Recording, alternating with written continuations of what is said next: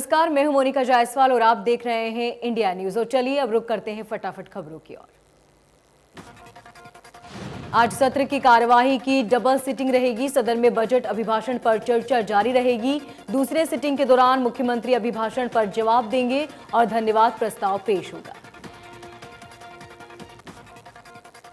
Bank कर्मचारियों की हड़ताल का आज दूसरा दिन। निजीकरण को लेकर कर्मचारी रोष जता रहे। बैंक कर्मचारियों के समर्थन में कांग्रेस नेता राहुल गांधी ने ट्वीट किया, लिखा कि हड़ताल कर रहे कर्मचारियों के साथ हो। देश में 24 घंटे में 24,437 केस मिले, 130 मरीजों की जान चली गई और 20,000 से ज्यादा मरीज कोरोना को मात देकर ठीक हुए। कोरोना के मामलों के बढ़ते मामलों के साथ ही मुश्किल हालात भी लौटने लगे हैं। महाराष्ट्र के कई इलाकों में लॉकडाउन लौट आया है। 31 मार्च तक के लिए सूबे में नई गाइडलाइंस जारी की गई। नए गाइडलाइंस के मुताबिक राज्य के सभी दफ्तर, mall, cinema hall, hotel, restaurant 50% क्षमता में ही काम करेंगे। कोरोना पीड़ितों के हाथ पर स्टाम्प भी लगाने का फैसला राज्य सरकार ने लिया।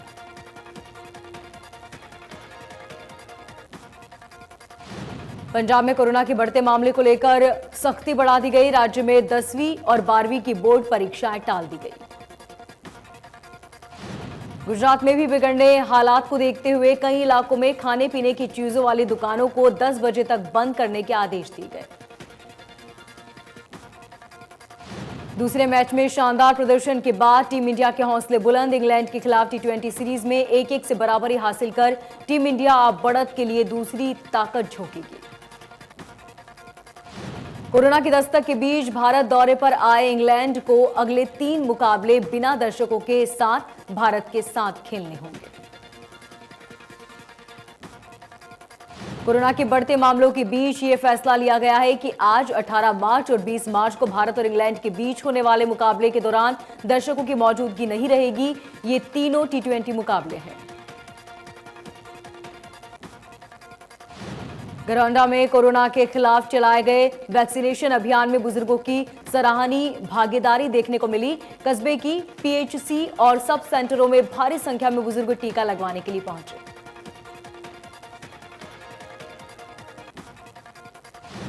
शहरी और ग्रामीण क्षेत्रों में लगभग 1500 से ज्यादा बुजुर्गों को टीका लगाए गए। कोविड वैक्सीनेशन सेंटरों की स्थिति जांचने के लिए सीएमओ ने दौरा किया और अधिकारियों को जरूरी निर्देश दिए। सीएमओ ने कहा कि स्वास्थ्य विभागों में कोरोना को मात देने के लिए एक विशेष टीकाकरण अभियान शुरू किया गया।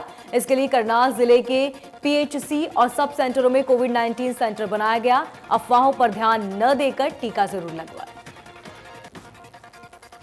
कृषि कानूनों के विरोध में टिकरी बॉर्डर पर बैठे किसानों की पक्की ईंटों के घर बनाए जाने को लेकर प्रशासन सख्त हो गया है। प्रशासन ने चेतावनी दी कि अगर कोई किसान पक्की ईंटों के मकान और पानी के लिए बोरवेल बनाता है तो उसके खिलाफ कार्रवाई की जाएगी। बहादुरगढ़ के एसटीएम के संयुक्त किसान मोर्चा के पदाधिकारियों ने मुलाकात की। संयुक्त किसान मोर्चा ने धरने पर बिजली, पानी की साफ व्यवस्था और सफाई व्यवस्था की मांग की। प्रशासन ने किसान मोर्चा पदाधिकारियों को इन मांगों को लेकर भरोसा दिया तो संयुक्त किसान मोर्चा ने टिकरी बॉर्डर पर पक्का निर्माण नहीं करने की बात कही। गोहाना की सीआईए टीम की लूट गिरोह से मुठभेड़ हुई। इस दौरान एक बदमाश के पैर में गोली लग गई। मौके से 3 बदमाश मौके से काबू में आए। बदमाश गांव मुंडाला के आसपास इलाकों में लूट की योजना बना रहे थे। बढ़ती महंगाई को लेकर इन दिनों राहुल गांधी ने ट्वीट कर सरकार के खिलाफ मोर्चा खोला हुआ है, जिसे लेकर अनिल विज ने राहुल गांधी के ट्वीट पर पलटवार किया। विज ने कहा, यह बयान राहुल गांधी ने शीशे में अपना प्रतिबिंब देखकर दिया होगा, क्योंकि जब से कांग्रेस सत्ता में आई है तब से ये आग लागू पार्टी बन गई है। देश में कोई भी मुद्दा हो, ये जनता को भड़काने का काम करते हैं। कुरुक्षेत्र में प्रदेश कांग्रेस की अध्यक्षा कुमारी शैलजा पुराने कार्यकर्ताओं से मिलने पहुंची। शैलजा ने विश्वास जताया कि जल्द ही जिला और ब्लॉक स्तर पर कांग्रेस का संगठन बनेगा। पार्टी के प्रति निष्ठा के साथ जो कार्य करते हैं उनको उठाया जाएगा। सरकार पर वार करते हुए कुमारी शैलजा ने कहा कि भारतीय जनता पार्टी जनविरोधी सरकार है। उनकी जनविरोधी नीतियों के खिलाफ सभी कांग्रेस के कार्यकर्ता का कर्तव्य बनता है कि एकत्रित होकर कंधे से कंधा मिलाकर आवाज उठाएं। 3 कृषि कानूनों के खिलाफ किसान आंदोलन जारी। आज कॉर्पोरेट विरोधी दिवस मनाया जा रहा है। बढ़ती महंगाई के खिलाफ डीएम एसडीएम को ज्ञापन सौंपा जा रहा है। 111 दिनों से डटे हुए हैं किसान।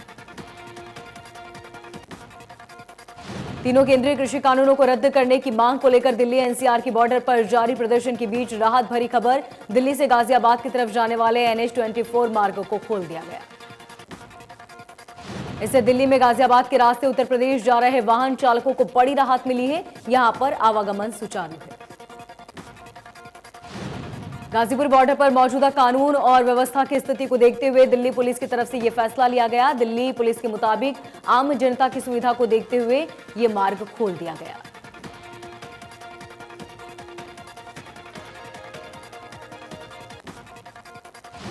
उन्नाव से सांसद साक्षी महाराज ने कहा कि दिल्ली की बॉर्डर पर जो प्रदर्शन कर रहे हैं वो किसान नहीं बल्कि आतंकी या खालिस्तानी है।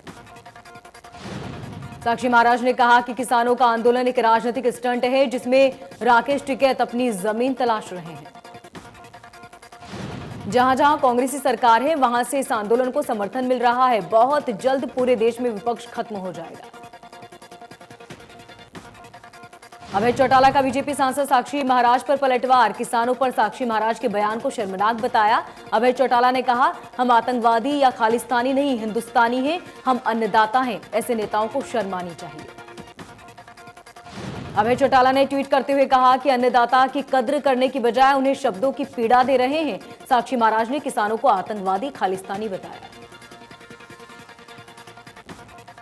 कैबिनेट मंत्री मूलचंद शर्मा ने विपक्ष के नेता भूपेंद्र हुड्डा की तरफ से महिला दिवस पर महिलाओं से ट्रैक्टर खिंचवाने को मर्यादा के खिलाफ बताया।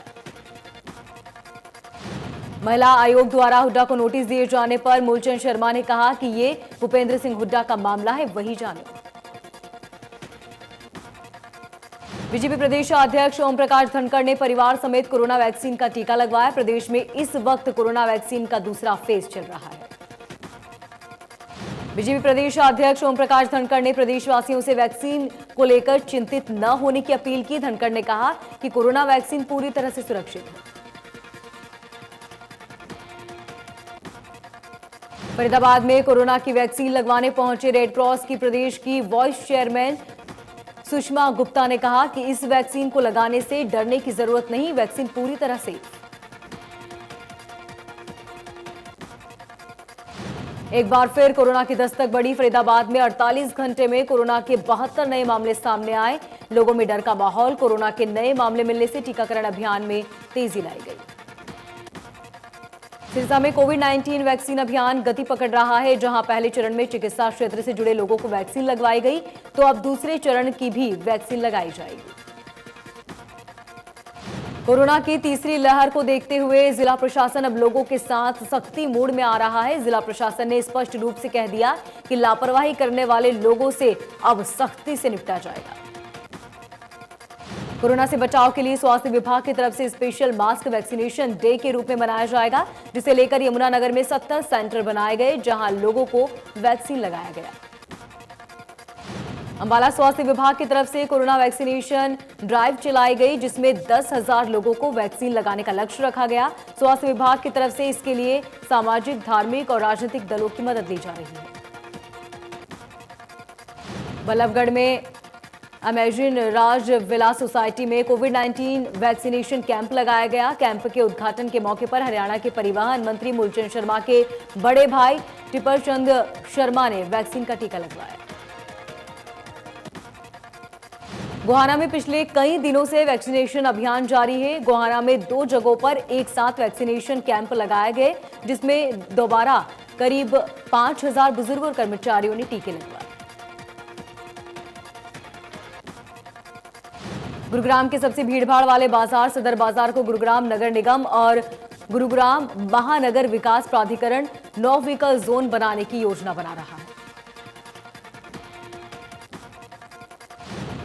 गुरुग्राम जैकबपुरा में श्री दिगंबर जैन बारादरी में निःशुल्क दिव्यांग कल्याण शिविर का आयोजन किया गया। 3 दिवसीय शिविर में 350 से अधिक विकलांग लोगों को यंत्र और हाथ और पैर दिए गए।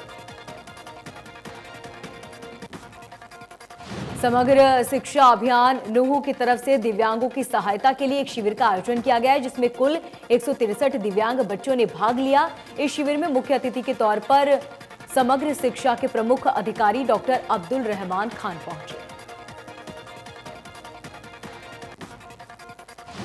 पंचकुला में आईटीबीपी भानु के प्राथमिक प्रशिक्षण केंद्र में दीक्षांत और शपथ ग्रहण समारोह का आयोजन किया गया। समारोह में 251 लोगों ने हिस्सा लिया। साथ ही शारीरिक और मानसिक रूप से सक्षम बनाने के लिए उन्हें ट्रेनिंग दी गई।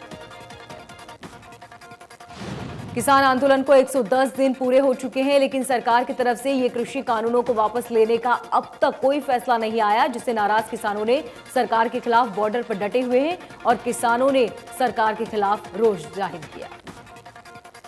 गुरुग्राम में रेलवे स्टेशन पर किसानों की तरफ से भी बढ़ती महंगाई और डीजल पेट्रोल के दाम को लेकर धरना प्रदर्शन किया गया। इस दौरान भारतीय किसान संयुक्त मोर्चा की तरफ से प्रधानमंत्री के नाम ज्ञापन दिया।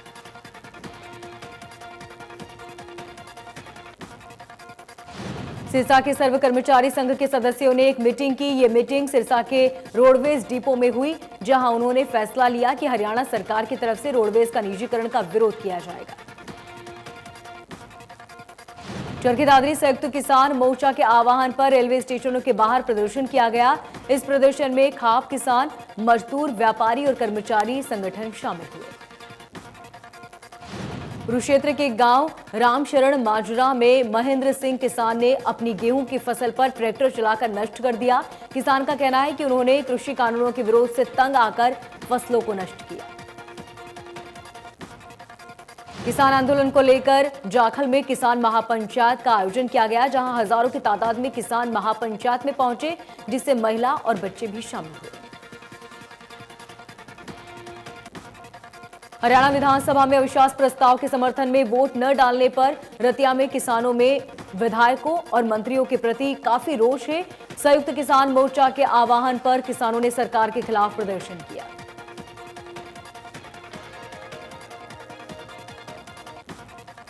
सिरसा में पिछले 8 महीने से मानदेय न मिलने और 14 महीने से आंगनबाड़ी केंद्रों का किराया नहीं दिए जाने में के विरोध में आंगनबाड़ी हेल्पर वर्कर्स यूनियन ने रोष जाहिर किया। सोमवार और मंगलवार 2 दिन बैंक बंद रहेंगे। देश में 2 बैंकों के निजीकरण के प्रस्ताव के खिलाफ United forum of bank unions के बैनर तले 9 दिवसीय हड़ताल का ऐलान किया। All India bank employees association ने दावा किया कि करीब 10 लाख बैंक के कर्मचारी हड़ताल में शामिल होंगे। हड़ताल के कारण उनके ऑफिस और ब्रांच में कामकाज ठप रहेगा। कोसली में state bank of India, Punjab national bank, union bank of India सहित सभी बैंकों के सैकड़ों कर्मचारी अपनी मांगों को लेकर 2 दिवसीय हड़ताल पर हैं।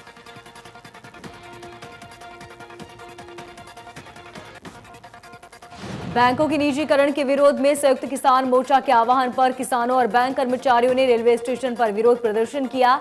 रेलवे स्टेशन पर किसानों ने केंद्र सरकार के खिलाफ जमकर नारेबाजी की।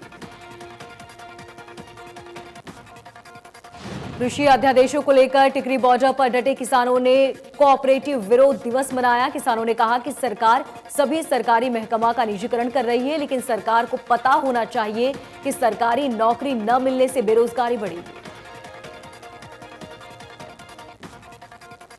सरकारी बैंक के कर्मचारियों ने निजीकरण के खिलाफ 15 और 16 मार्च को हड़ताल का ऐलान किया, जिसकी वजह से सरकारी बैंकों के कर्मचारी 2 दिन काम नहीं करेंगे। फरीदाबाद में सर्व कर्मचारी यूनियन के सदस्य ओल्ड फरीदाबाद रेलवे स्टेशन पर पहुंचे, जहां उन्होंने निजीकरण के विरोध में रेल रोकने की कोशिश की। अंबाला में केंद्र सरकार की नीतियों के खिलाफ बैंक कर्मचारियों ने विरोध प्रदर्शन किया। बैंक कर्मचारियों के निजीकरण को लेकर काफी रोष है, जिसके चलते उन्होंने प्रदर्शन के दौरान सरकार के खिलाफ नारेबाजी की। 2 दिवसीय बैंक कर्मचारियों के देशव्यापी हड़ताल के पहले दिन कर्मचारियों और सरकार के खिलाफ भारी रोष देखा गया।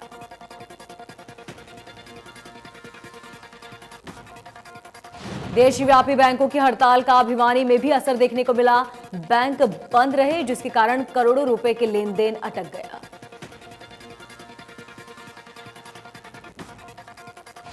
करनाल के सेक्टर 12 में भी बैंक कर्मचारियों ने धरना प्रदर्शन किया। बैंक कर्मचारियों ने सरकार से अपील की कि बैंक का निजीकरण न किया जाए।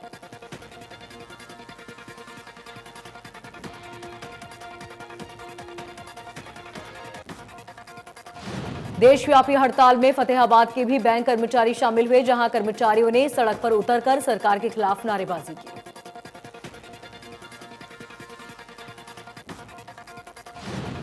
बैंक कर्मचारियों की माने तो सार्वजनिक क्षेत्र के बैंकों को निजीकरण की ओर धकेला जा रहा है। बैंकों के निजीकरण के खिलाफ बैंक कर्मचारी 15 और 16 मार्च को हड़ताल पर उतरे हैं। रेवाड़ी में भी बैंक कर्मचारी के खिलाफ हड़ताल पर उतरे। 15 और 16 मार्च को विवाह समारोह की अधिकता के कारण बैंक ग्राहकों को परेशानी हो रही है। चरखी दादरी में भी union bank of national employees federation ने 2 दिन बैंकों की हड़ताल की। जिला प्रधान ने बताया कि सरकार निजीकरण बंद करे, नहीं तो आंदोलन तेज करेंगे। टोहाना के एसबीआई बैंक के सामने सरकारी बैंक के कर्मचारियों ने एकजुट होकर केंद्र सरकार के खिलाफ प्रदर्शन किया। हालांकि सरकार की तरफ से कहा गया है कि अभी किसी भी बैंक को कोई नाम सुनिश्चित नहीं किया गया, इसलिए कर्मचारी बेवजह हड़ताल न करें। सिरसा में भी बैंकों की हड़ताल से लोगों में परेशानी हुई। बैंक कर्मचारियों के खिलाफ सरकार के खिलाफ बैंक कर्मचारियों ने प्रदर्शन किया। 2 दिवसीय हड़ताल के दौरान बैंक कर्मचारियों ने सरकार के खिलाफ जमकर नारेबाजी की। इस दौरान कर्मचारियों ने सरकार से मांग की कि उनकी मांगों को जल्द मान लिया जाए।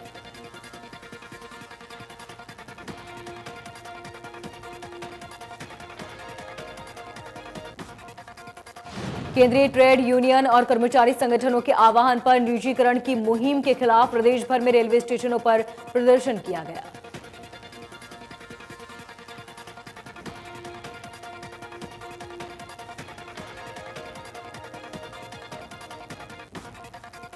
संयुक्त किसान मोर्चा के आह्वान पर कई संगठनों ने रेलवे स्टेशन पर विरोध प्रदर्शन किया। 3 कृषि कानूनों को रद्द करने, रेलवे स्टेशन और हवाई अड्डों के निजीकरण, बढ़ती महंगाई जैसे मुद्दे को लेकर प्रदर्शन किया गया। सिरसा में सर्व कर्मचारी संघ ने सरकार के खिलाफ प्रदर्शन किया। पेट्रोल डीजल के बड़े दाम वापस लेने की मांग की। गोलाचिका में सैकड़ों की संख्या में मोटरसाइकिल रेहड़ी चालक पुलिस की कार्रवाई से परेशान होकर बीजेपी के पूर्व विधायक बाजीगर से मिले पहुंचे, जहां उनसे मदद की गुहार लगाई। नूह में तेजी से मलेरिया मुक्त होने की तरफ बढ़ रहा है। 3-4 साल पहले जिले में मलेरिया के सबसे ज्यादा केस पाए जाते थे। सिरसा में कोर्ट के आदेश को लेकर पुलिस ने सिविल लाइन थाना परिसर में डीएसपी आर्यन चौधरी सहित अन्य पदाधिकारियों की उपस्थिति में शराब नष्ट की। गोहाना में कुछ निजी अस्पताल संचालक खुले में बायोमेडिकल वेस्ट फेंक रहे हैं, जो लोगों के स्वास्थ्य और पर्यावरण के लिए भी घातक माना जा रहा है। चरखी दादरी में गांव समसपुर में गली निर्माण के एवज में ग्राम सचिव और पंचायती विभाग के जूनियर इंजीनियर जेई की तरफ से ठेकेदार कमीशन लेते मामला सामने आया। इस संबंध में शिकायत और वीडियो मिलने पर जिला उपायुक्त राजेश और उक्त ग्राम सचिव जेई को सस्पेंड कर दिया गया। गुरुग्राम में युवक और युवती की दबंगई का वीडियो सामने आया, जिसमें एक युवती संदीप नाम के युवक की बेरहमी से पिटाई करती नजर आई। ये वीडियो गुरुग्राम के पालम विहार का बताया जा रहा है। बेरहम युवक संदीप को लहूलुहान होने के बाद भी मारते रहे। युवक को अस्पताल में भर्ती कराया। इंडिया न्यूज हरियाणा की खबर का बड़ा असर। 20 साल पुरानी मुश्किलों में लोगों को राहत दिलाई। शीतला कॉलोनी में बिजली के तारों से अब लोगों को निजात मिली।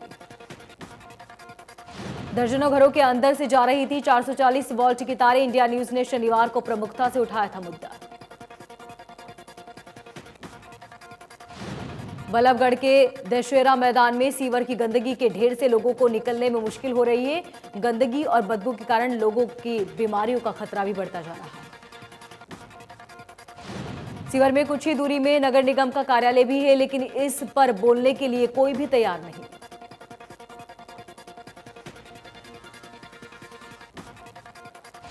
फरीदाबाद में नेशनल हाईवे 19 पर सिकरी में फ्लाईओवर बनाने वाली कंपनी की बड़ी लापरवाही सामने आई। पास के लोगों ने मामले में कंपनी पर लापरवाही का आरोप लगाया। कहा 15 दिन में नेशनल हाईवे की सड़क टूट चुकी है। फरीदाबाद में कथित बीजेपी नेता के खिलाफ छेड़छाड़ और मारपीट के मामले में आरोपी पक्ष के समर्थन और पीड़ित परिवार के लोग कमिश्नर कार्यालय से भिड़े। सोनीपत में वार्ड 6 में एक शादी वाले घर पर बारात आने वाली थी, जिससे पहले ही हमलावरों ने जमकर उत्पात मचाया। दूल्हे के साथ एक दिन पहले रुपयों के लेन देन को लेकर हुए झगड़े की रंजिश को लेकर बदमाशों ने घर पर हमला बोला। झज्जर जिले के बहादुरगढ़ CIA 1 पुलिस ने गुप्त सूचना के आधार पर 4 लोगों को नशे की बड़ी खेप के साथ काबू कर लिया। करनाल में पुलिस ने एक आरोपी को 14 ग्राम स्मैक के साथ गिरफ्तार किया। पिछले 5 सालों से आरोपी फरार चल रहा था। पूछताछ के दौरान आरोपी ने बताया कि 2008 में उसके ऊपर कत्ल का मामला दर्ज हुआ था और 2013 में कई धाराओं के तहत पंजाब में भी एक अन्य मामला दर्ज है। फरीदाबाद में 2 चोर दिन दहाड़े रोड पर खड़ी एक कार से कीमती सामान चोरी कर फरार हुए। सीसीटीवी फुटेज में आप साफ तौर पर देख सकते हैं कि किस तरह चोर आए और मालिक को चकमा देकर फरार हुए। करनाल में एक शख्स की आग लगाकर हत्या कर दी गई। मामले में एक महिला सहित 3 लोगों पर मामला दर्ज। भिवानी में आयोजित 3 दिवसीय राज्य स्तरीय महिला और पुरुष हैंडबॉल प्रतियोगिता का समापन हुआ।